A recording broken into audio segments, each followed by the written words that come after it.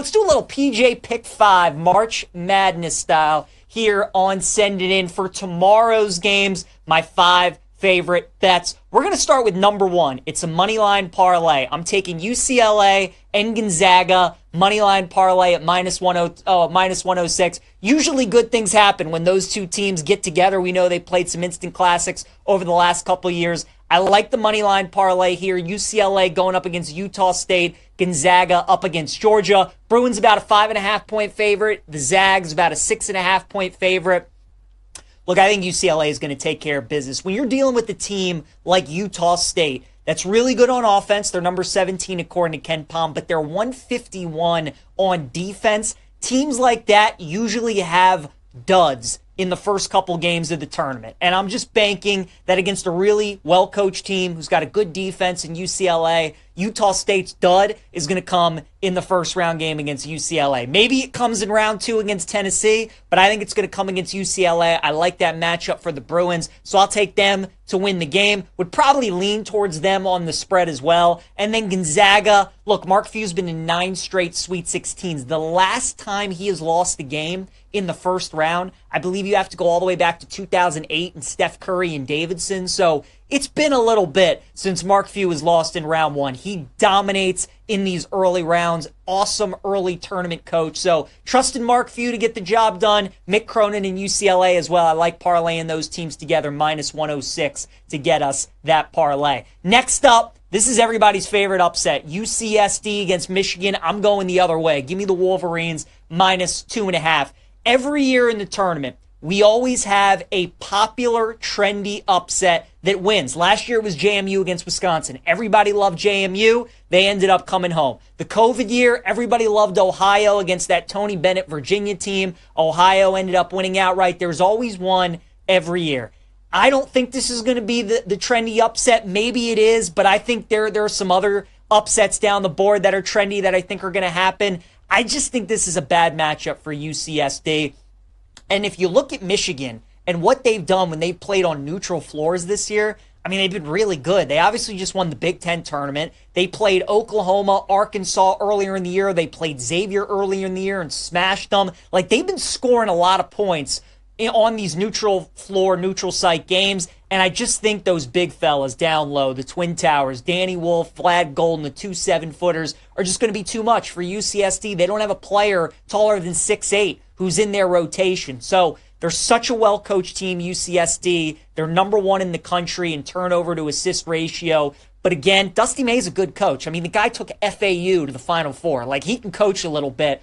And he knows the advantage he has inside. So as long as Michigan's guards take care of the ball, they feed the big men, I like Michigan minus 2.5. I also like Creighton minus 2.5. And I just saw some 3.5s pop up on BetMGM, so I'm going to bet that again against Louisville. I just think everybody loves the Cardinals because the game's in Lexington, right? It's an hour drive for their fans. They haven't been in the big dance in 6 years. That's a great basketball fan base. They're going to be packed out. It's going to be essentially a home game for the Cardinals. But I just can't get out of my head how bad Louisville has looked outside of ACC play against tournament teams. Like, just go through their resume and look at what they did against Ole Miss, what they did against Tennessee, what they did against Kentucky. I get Creighton isn't as good as some of those teams, but still, this is a new season, right? I get they played well in the ACC. They did well in the ACC tournament, but this is a new game. This is a new season that we're in right now. And Greg McDermott, very quietly, pretty good tournament coach. He's been in the second weekend 3 of the last 4 years. I think Kalkbrenner's going to have a good game inside, so I like Creighton now at plus 3.5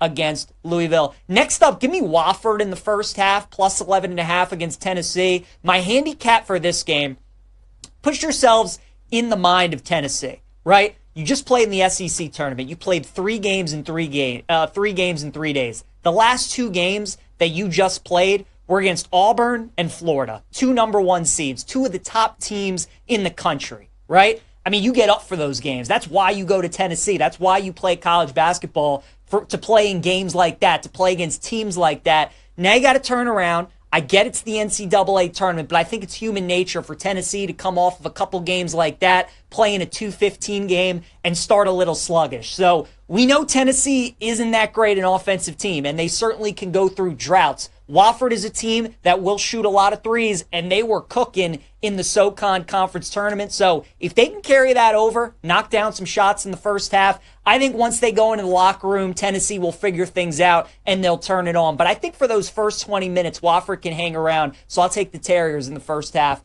plus 11.5. Then I like VCU plus the 2.5 against BYU as well. I just think this is a bad matchup for BYU. VCU is 5th in defensive efficiency. They're top 25 in three-point defense as well. That's what BYU wants to do. They want to spread you out. They want to shoot the three. VCU is an excellent defensive team, and they got a really good coach in Ryan Odom, who was the coach for UMBC when they upset Virginia. So I'll take VCU plus the 2.5 against BYU. As for some of the totals that I like tomorrow in March Madness, we will start with McNeese State and Clemson. I like the under in this game, 133.5. McNeese in the non-conference, they played 3 teams that made the tournament. They played Bama, Liberty, and Mississippi State. The scores in all those games: 72-64 against Bama, 62-58 against Liberty, 66-63 against Mississippi State. That would be good enough to cash the under in all those games except the Bama one, but 72 points against Bama. That's how good McNeese State's defense is.